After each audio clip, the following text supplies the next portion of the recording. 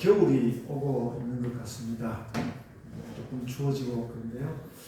저는 지난 주간 보내면서 어제는 무척 시원한 사과를 먹고 싶어가지고 그 마트에 가서 사과를 골랐는데 평소에는 값이 싼 사과부터 쳐다보고 그랬는데 이 마트에서 제일 비싼 사과가 무엇인지 이렇게 살펴봤습니다.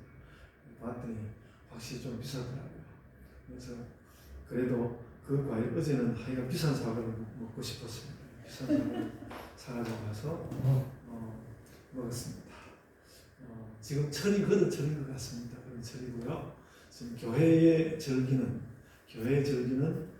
그리스도 왕주일이라는 이 절기는 가톨릭 교회에서 시작한 주일이긴 합니다만 새로운 한 해를 맞이하기 전에 마지막 주일을 보내면서 그리스도를 왕으로 확인해보는 그런 주일이어서 우리 개신교 교회들도 그래서 그리스도 왕 주일 너무 어색하지 않게 받아서 사용하고 있는 주일입니다. 그래서 오늘 말씀 가운데서 그리스도께서 예루살렘에 들어가셔서 어떤 사람은 예수 그리스도께서 왕으로 등극하시는 사건이다 이렇게도 이야기하고 있는데 예수께서 바리새인들과 대제사장들과 그리스도께서 왕이신 것을 다투시는 그런 말씀입니다. 이 말씀 잘 살펴보고 우리 마음 가운데 예수 그리스도를 왕으로 또 기억하고 살면 좋겠습니다. 별로 좋지도 않은 사람들이 자기들이 왕이라고 그래가지고 왕이라는 이 이름이 굉장히 또 더럽혀진 것 같은 그런 느낌도 들어서 그리스도 왕주의 참 이름을 부르기가 편하지 않은 그런 것이 있는데 오히려 우리가 그런 이름을 더 불러드림으로 왕 대신 예수 그리스도를 그 마음 가운데 모셨으면 좋겠습니다. 그래서 여러분 오늘 제 머리에 쥐가 나는 일로부터 시작해 보겠습니다.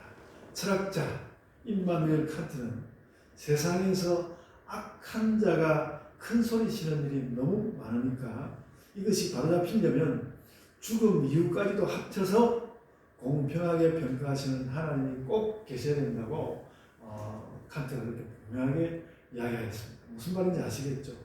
왕이신 하나님에 대한 철학 이론입니다.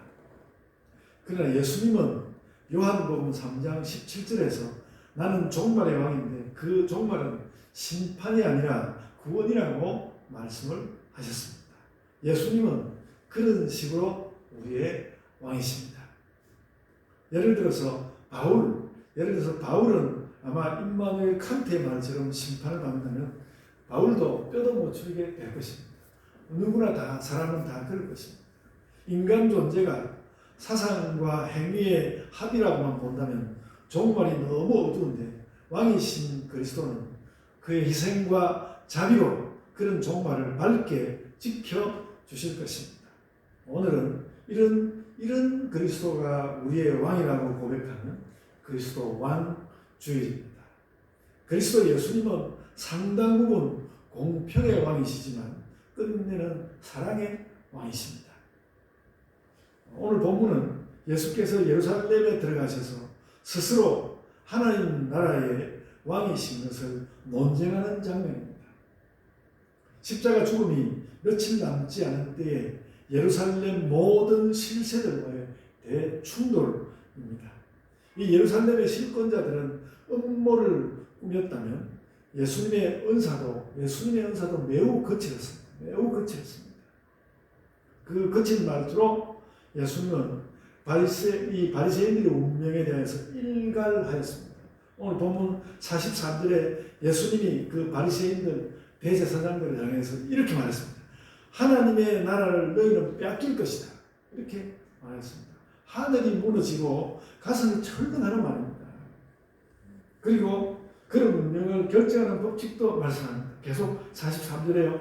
그 나라에 열매 맺는 백성이 하나님 나라를 받을 것이다. 너희는 아니야. 아직 형체도 없는 기독교 교회를 예수께서 여기에 염두에 두신 것 같습니다. 바리새인들을 향한 예수님의 그 냉정한 느낌을 일단 뒤로 하고요. 그렇다면 하나님 나라를 받는 백성은 누구입니까? 하나님 나라의 열매를 맺는 그 나라, 하나님 나라의 열매를 맺는 백성이 하나님 나라를 받을 것이다. 오늘 저는 이 말씀을 하려고 합니다. 그런데 43절 예수님의 이 결정적인 선언에 앞서서 나온 33절로부터 41절에 걸치는 그 비유는 열매 맺는 백성에 대해서 말하지는 않고 열매 맺지 못하는 사람들에 대해서만 말씀합니다. 우리는 이 열매 맺지 못하는 백성에 대해서 살펴보면서 열매 맺는 백성을 이해하게 될 것입니다. 예수님은 그래서 이 악한 소작농의 비유로 이 말씀을 하였습니다. 땅 주인이 자기 땅에 포도농사를 위한 모든 시설을 갖추고 소작을 주고 외국에 갔습니다. 포도원은 바로 소출이 나오지는 않았을 것입니다. 보통은 포도원 조성하면 4년째에 첫 수확을 한다고 합니다. 34절에 나오는 대로 그래서 여러 해를 기다려서 주인이 여러 해를 기다려서 열매 거둘 때가 되자 이 주인이 소작료를 받기 위해서 자기 종들을 보냈습니다. 소작농들은 그때 패를 짜서 이 종들을 혹은 때리고 혹은 죽이고 혹은 또 돌로 치기도 하였습니다. 주인은 또 종들을 보내봤지만 흑탕을 치자 이번에는 자기 아들을 보냈습니다. 그랬더니 이 나쁜 농부들은 그 아들마저 잡아서 죽이고 말았습니다. 원래도 짧은 비유를 제가 짧게 말씀해 보았습니다. 이 땅에서 아예 땅에 소출이 없었던 것은 아닙니다. 문제는 이 나쁜 농부들이 땅의 소출을 오직 자신들의 것으로만 돌렸다는 것입니다. 그래서 처음에는 그 해의 소출을 자신들에게 돌리기 위해서 소작료를 받으러 온 땅 주인의 종들을 테러를 했습니다. 그러나 나중에는 나름 이 문제를 근본적으로 못 박을 조치를 완전히 차지할 그 조치를 하였습니다. 마침 그 땅 주인의 아들이 왔으니까 저놈을 죽여버리자. 아예 상속자가 없어지면 그 포도원과 포도가 우리 몫이 될 거다.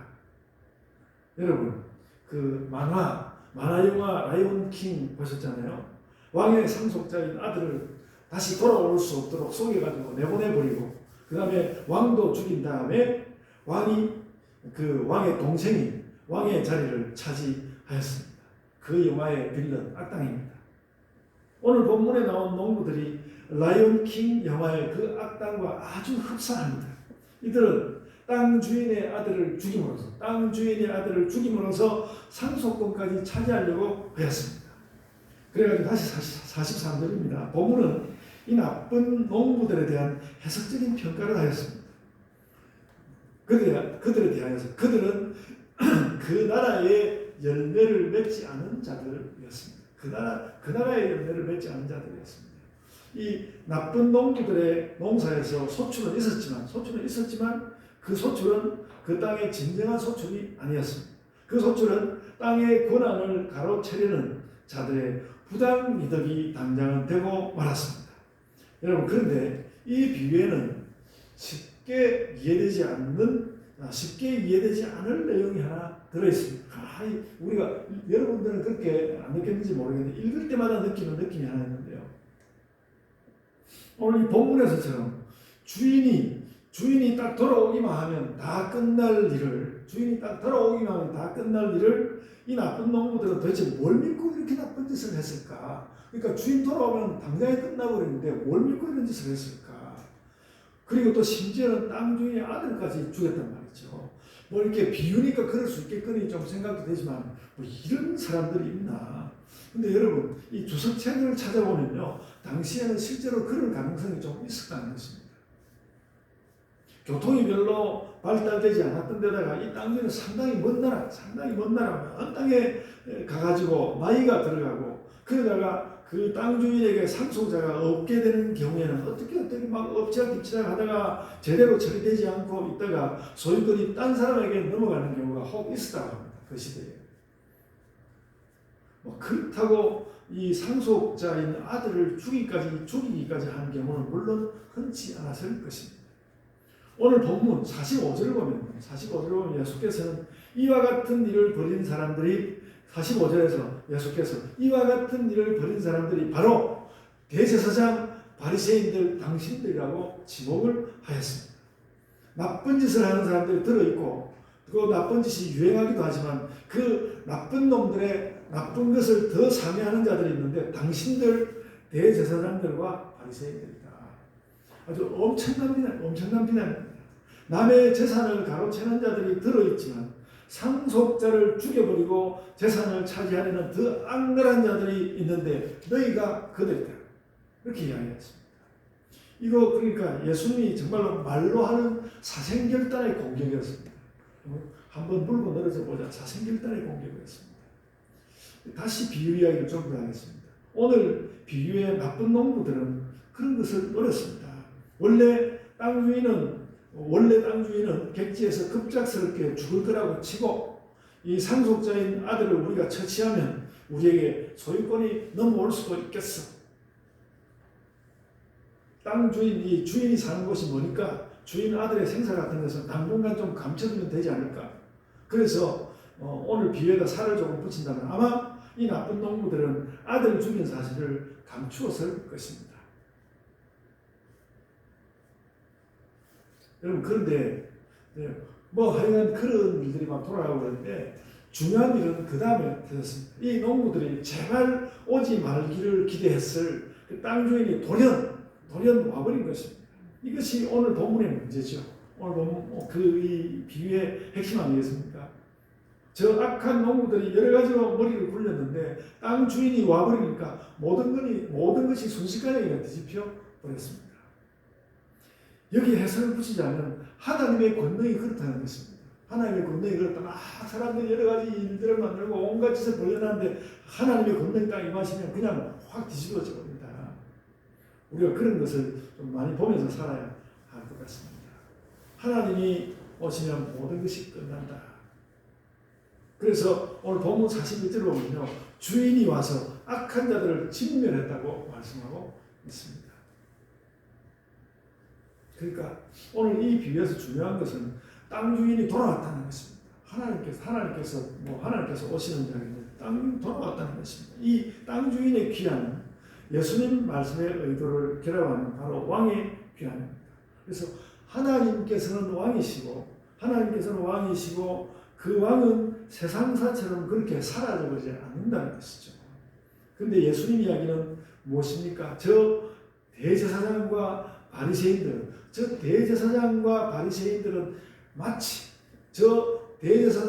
바리새인들은 마치 하나님이 사라져버리기라도 한 것처럼 하나님이 없어지기라도 한 것처럼 그렇게 그 아들을 죽이는 일에 나서는 자들이라는 것입니다. 예수님 죽음을 앞두고 예수께서 하신 말씀이거든요. 그러니까 저들이 예수님을 죽이는 것은 마치 하나님이 사라져버리기라도 한 것처럼 행동하는 일이라는 것이죠.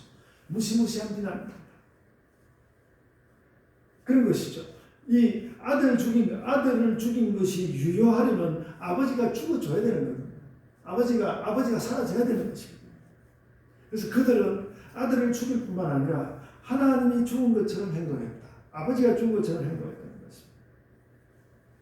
저는 오늘 이 말씀을 준비하면서 바로 이거였나? 예수님이 이것 때문에 그랬나? 그러니까 여러분 바리새인이라는 사람들을요 그냥 이렇게 객관적으로 놓고 보면 그렇게 나쁜 사람 아닙니다. 우리나라 조선시대에 이런 괜찮은 선비들 같은 그런 사람들이거든요. 근데 하여간 예수님이 딴 사람들 대접하고 딴 사람들은 놔두고 하여 바리새인들은 아주 그 바리새인들을 비난하고 그들 좋다고 말한 적이 거의 없었습니다.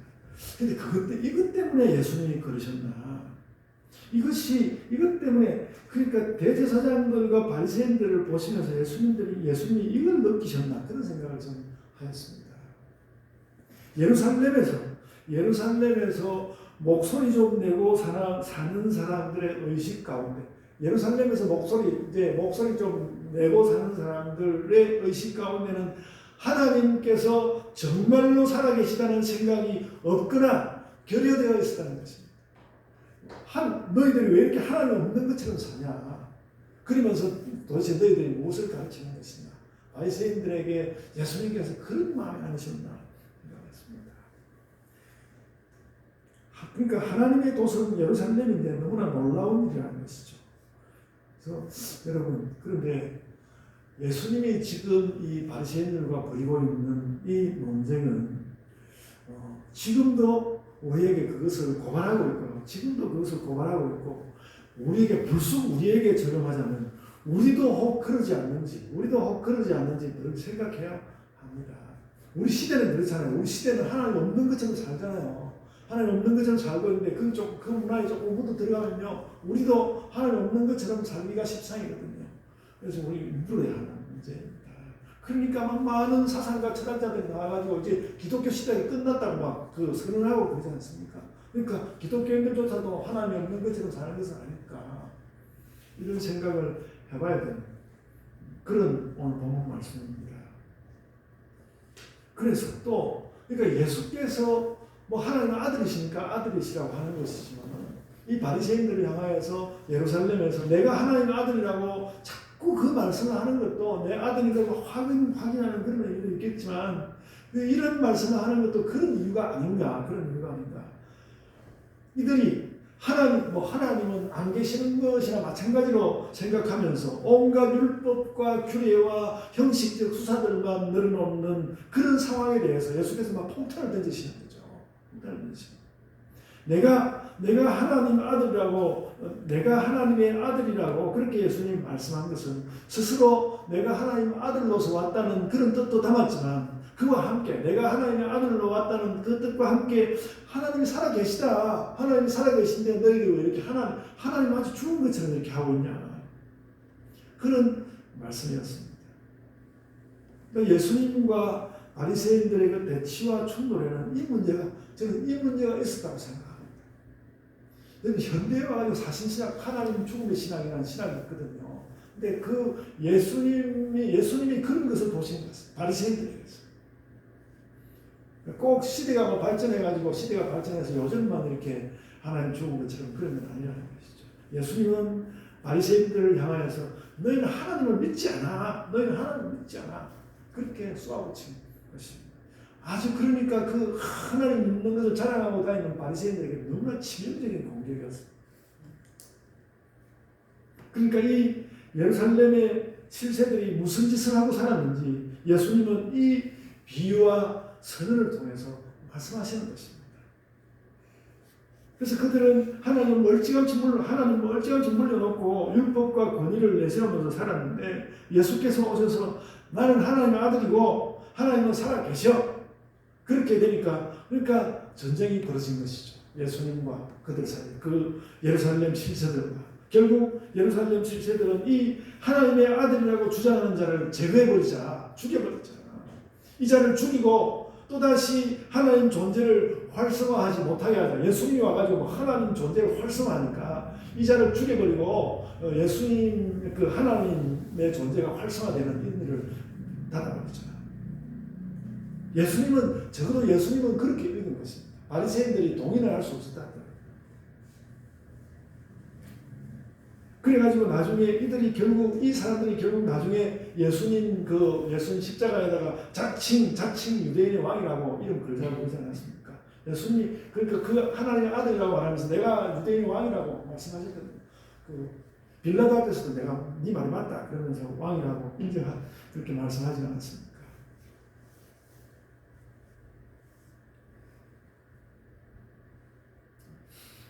그래서 여기에는 이들의 이런 모습에는 예수님을 무력화하는 것만 아니라 하나님도 무력화하려는 의도가 들어있습니다. 여러분 많은 신학자들이 다시 들춰가지고 바리새인들에 관한 이야기나 그 시대 주전 1세기경에 유대의 무슨 신학이 어떻고 하면서 거기에서 아주 선한 것을 이끌어낼 것처럼 그런 이야기하는데 저는 이런 것을 볼 때 그런 도모들을 신학자들이 좀 멈췄으면 좋겠고요. 거기에 대해서 반론하는 이야기들을 분명히 찾아내야 할 것 같습니다.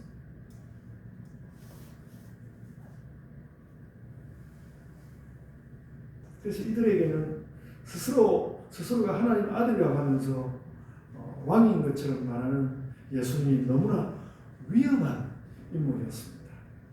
이 소요를 잠재우고 여전히 하나님도 없고 그래서 당연히 하나님 아들도 없는 그런 상황을 그들은 원하였습니다. 그들이 개념적으로 그렇게 하지 않았다 할지라도 그들은 그런 삶을 살고 있었습니다. 그러니까 제가 이렇게 말하는 것은 상당 부분 심리적 묘사이지만 예수님은 실제로 그것을 비판하였습니다. 근데 여러분, 예수님은 지금 그들이 오지 않을 거라 믿었던 그 땅 주인이 왔다는 것입니다. 그 땅 주인이 안 올 줄 알았는데 땅 주인이 왔대. 바리새인들은 너희가 지금 땅 주인이 하나님이 안 올 줄 알았냐? 하나님이 안 올 줄 알았나? 지금 내가 왔다. 지금 그 말씀을 하시는 거예요. 하나님은 너희 생각하고 다른 거야. 그래서 예수님 말씀을 거칠게 이렇게 말해보겠습니다. 하나님 죽지 않았어. 하나님 죽지 않았어. 그리고 내가 아들이야. 예수님 그 이야기를 하십니다. 그리고 여러분, 이 땅 주인은 돌아와서 저 나쁜 농부들을 진멸하고 그 땅은 다른 농부들에게 주었다고 하면서 비유가 끝이 납니다. 예수께서 이 비유를 그러니까 이 비유를 여기까지 하고 난 뒤에 해석하고 적용하지 않았으면 바리새인들은 덜 분노했을 것입니다. 그러나 예수님은 이 비유를 너무나 명백하게 해석하고 적용했습니다. 그러니까 이렇게 말씀합니다. 하나님의 나라를 너희는 빼앗기고 이렇게 말했습니다. 바리새인 대제사장들이 앞에 있는데 너희는 하나님의 나라를 빼앗긴다고 바로 적용을 바로 그냥 해버렸습니다. 복잡한 해석도 하지 않고 바로 적용을 해버렸습니다. 그리고 그 나라에 열매 맺는 백성이 받을 것이다. 그 나라는 열매 맺는 백성이 받을 것이다. 그러니까 너희는 하나님 나라를 빼앗긴다고 그 대제사장 바리새인들을 코앞에 대놓고 적용을 해버렸습니다. 우리도 큐티하면 적용을 잘해야 하는데 여기서 바로 이 장면에서 예수님은 완전히 그 큐티의 끝판왕이었습니다. 적용. 그래서 그 적용은 칼날처럼 구체적이고 아주 적극적인 공격이었습니다. 그러니까 예수님이 그렇게 말씀하시니까 45절에 대제사장과 바리새인들이 이것이 자기 이야기인 줄 알았다는 거예요. 그래서 예수님을 잡으려고 그 자리에서 당장 잡아 종치려고 했는데 사람들 때문에 그렇게 못했다고 적혀 있습니다. 여러분, 오늘 이 앞부분에 나오는 비유에서 죽은 아들이 다시 살아오지는 않았습니다. 그러나 그 땅이 그 나라의 열매 맺는 사람으로 바뀌었다고 말하는 것은 예수님 부활을 상징하고요. 예수님 부활 상징과 함께 그리스도를 믿는 자들이 일어나는 것을 말씀하지 않습니까? 그러니까 여러분 이런 것입니다. 하나님 나라의 열매를 맺히는 사람은 그 사람 자신이 예수님의 부활을 보여주는 것이죠. 우리가 어떻게 하면 그렇게 살까? 요즘 그런 것이 너무 세상 가운데 그런 자체가 잘 안 되고 하니까 우리가 이렇게 사는 것을 자꾸 잊어버리게 되고 그리고 어떻게 그렇게 살아야 될지 방법을 모르게 되고 그러는데 우리가 정말로 예수 그리스도의 부활을 보여주는 같은 그런 삶을 살아보는 것이죠. 오늘 그 말씀 드리고 싶습니다. 그래서 우리에게 남는 문제는 이런 것입니다. 너무도 급작스러울지 모르지만 우리가 본문에 나온 나쁜 농부를 닮아서는 안 된다는 것이죠. 당연한 이야기 아닙니까? 나쁜 농부들의 그 치명적인 문제는 이 나쁜 농부들의 치명적인 문제는 하나님은 살아계시지 않는다는 생각이고 또 그러니까 마찬가지로 하나님의 아들도 죽여버리는 그런 이야기란 말이죠. 하나님은 죽었고 하나님의 아들은 우리가 죽여버릴 거야. 하나님은 죽었고 하나님의 아들은 우리가 죽여버릴 거야. 그런 문화가 세상에 늘 있다는 거죠. 우리는 그런 면에서 우리는 세상과 다른 자리에 서 있습니다. 우리는 세상과 그런 면에서 우리는 다른 자리에 서 있습니다. 그리고 그렇게 잘 살아야죠. 여러분, 제가 여러분들 다 느끼시지만 제가 요즘 우리 공동기도문에 굳이 이런 말을 제가 담아두었습니다. 악한 정치, 이기적인 경제, 그리고 불평등한 사회, 부패한 문화. 오늘날 우리 사는 것이 그러지 않습니까? 이런 말들을 할 때 하나님은 없고 그 아들은 죽이는 그런 마음에서 이런 것들이 세상에 나오지 않는가. 그래서 여러분, 제가 그냥 제 마음에 툭 떠올라오는 대로 한 가지만 이야기를 하자면 그렇습니다. 한 번씩 그런 생각이 그냥 불쑥 생각이 나는데요. 지금도 그 이선균 배우나 최혜병의 죽음이 너무 황망스럽습니다. 사람이 이렇게 죽는다고? 사람이 이렇게 죽을 수 있는 거야? 사람이 이렇게 죽는다고? 그리고 이들을 살해한 것이나 마찬가지인 그 정치인들의 작당들 때문에 멀쩡한 사람들이 목숨을 잃고 말지 않았습니까? 여러분, 이 일을 만든 정치인들 반드시 처벌받아야, 그런 날이 분명히 올 겁니다. 처벌받아야 합니다. 반드시 그 날이 올 겁니다. 그러니까 이런 자들이 말하자면 하나님 아들이라도 죽입니다. 그렇지 않겠습니까? 여러분, 요즘에 그 정부의 권한을 가지고 있는 자들은 하나님 아들인데 그들이 안 죽이겠습니까? 그들이 정권 잡기 위해서는 하나님 아들이라도 죽이고 그럴 거라고요.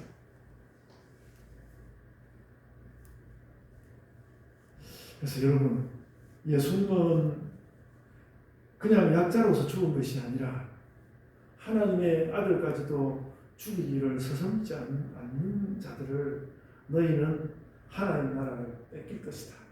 격정적으로 그 시대 앞에 고발하였습니다. 그리고 이어서 그 나라의 열매를 맺는 사람이 하나님 나라의 상속자다. 그렇게 명백한 새 소망을 주셨습니다. 여러분, 하나님 나라의 열매는 당장 우리가 성령의 9가지 열매만 생각하여도 그 열매가 무엇인지 충분히 생각할 수 있습니다. 저도 그런 설교를 또 하는 날도 올 것 같고요. 그래서 오늘은 이런 말로 마치고 싶습니다. 우리가 매일 하나님이 살아계신 삶을 삽시다. 하나님이 살아계신 삶을 삽시다. 그리고 우리가 매일 예수님이 또렷한 그런 삶을 살아갑시다. 그래서 그 예수 그리스도가 우리의 모든 것이 되시는가?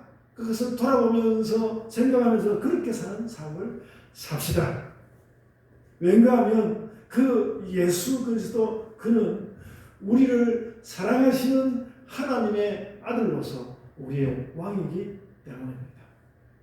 아멘. 자, 기도하겠습니다. 주님 감사합니다. 예수 그리스도께서 죽지 않을 죽음을 죽으신 것처럼 오늘날도 악당 같은 몇 사람만 패를 짜면 그런 죽음을 만들 수 있는 것을 보며 우리가 정말 놀라고 세상에 민주주의라는 것이 그렇게 사람들 손으로만 자리 잡히지 않는다는 것을 느끼며 주님, 참 우리가 왕 대신 예수 그리스도를 우리 마음 깊이 모셔드리며 나는 어떻게 오늘 이렇게 그리스도가 내 앞에 계신 것처럼 그렇게 또렷이 느끼며 살 것인지, 너희는 또 어떻게 그렇게 살 것인지 그런 생각을 다시 해보고자 마음먹습니다. 주님, 저희 마음이 이런 부분에서 흐트러지지 말게 하여 주시고 그리스도께서 그 악당들을 고발하시는 그 모습처럼 우리 가운데 악한 것을 물리치며 예수 그리스도께서 말씀하시는 그 나라의 열매를 맺히고자 하면서 살아가고자 하는 그런 심령이 저희 가운데 가득하게 하여 주옵소서. 주님, 이런 수많은 악한 말들, 고통스러운 일들, 세상에 여러 가지 일들이 제대로 되어가지 않는 일들, 그런 것들이 비록 저희의 마음을 괴롭게 한다 할지라도 또 내가 어떻게 해야 할지 몸둘 바를 모르겠는 이런 세상이 된다 할지라도 그래도 주님, 저희는 당신 예수 그리스도를 왕으로 모시고 있는 백성이 아니겠습니까? 그리스도여, 오늘도 저희에게 또 어떤 모습으로 저희에게 사랑을 보여주시며 또 어떤 말씀으로 우리에게 사랑의 이야기를 나누어 주시고 또 우리가 어떻게 있을 때 어떤 환상으로 저희에게 나오셔서 예수 그리스도의 그 사랑을 보여주실 것입니까? 주님, 저희가 그런 것들을 너무 소원하고 저희들이 살고 있습니다. 저희에게 오셔서 저희가 그런 그 기쁨들, 예수 그리스도께서 오늘도 저희에게 나눠주시는 그 많은 기쁨들을 저희 심령 가운데 가지고 이 땅 저희가 정말 밝게 살아내며 이 땅이 또 여러 가지 정치적으로 번잡하고 뒤집히고 그런 일이 일어난다 할지라도 예수께서 오셔서 우리 왕이 되심으로 우리가 평화 가운데 사랑하며 살아갈 수 있는 것을 마음 가운데 확인하고 살게 하여 주옵소서. 주님, 저희들의 예배 드리는 것으로 주님께서 영광을 받아 주옵소서. 감사하고 예수님 이름으로 기도드리옵나이다.